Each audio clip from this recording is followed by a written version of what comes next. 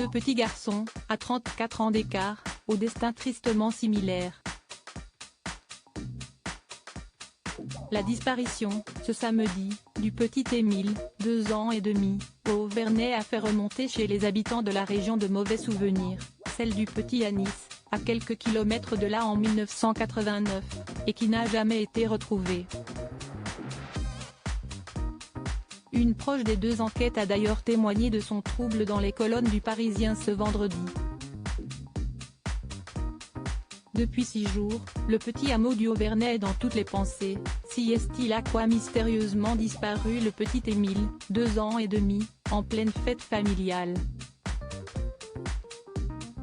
Si les gendarmes ont longtemps pensé à une fugue, ils sont aujourd'hui de plus en plus engagés sur la piste de l'intervention d'un tiers qui aurait dissimulé ce qui est arrivé au petit Émile.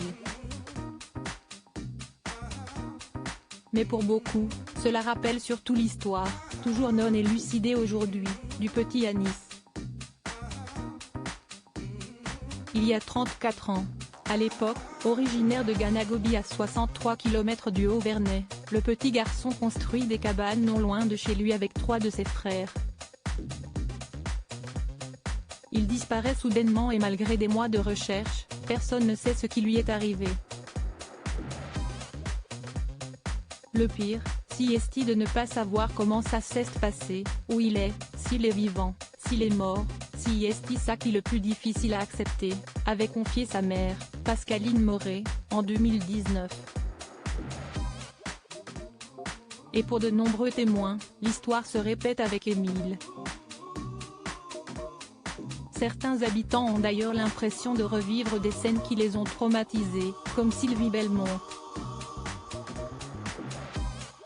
Jeune femme originaire de Ganagobi à l'époque de la disparition de Yanis, elle en est devenue mère aujourd'hui et a eu du mal à voir les images de la recherche du petit Émile. C'était exactement similaire à ce qu'il se passe au Vernet pour tenter de retrouver Émile, a-t-elle confié aux Parisiens. La disparition du petit Émile a fait remonter beaucoup de souvenirs, il y a tant de choses identiques. Quand j'ai vu une photo des militaires en rang, en train d'avancer en ligne et de chercher, j'ai revu ce qu'on a vécu ici. J'ai écrit au maire de Vernet pour lui faire part de notre soutien moral.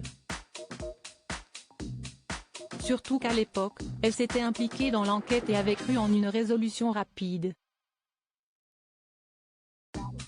À l'époque, j'étais au secrétariat de la mairie. Je coordonnais les recherches avec les enquêteurs.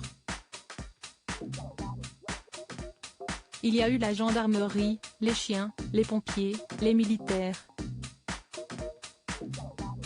Et beaucoup de bénévoles.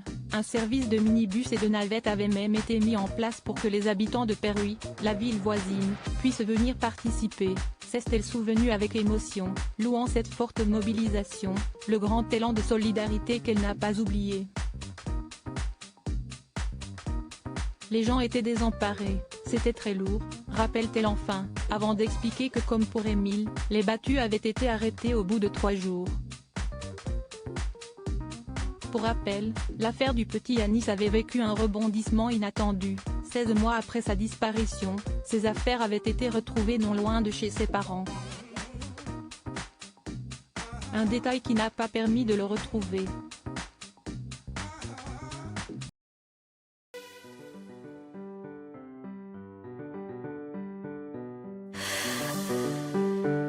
The man I love just had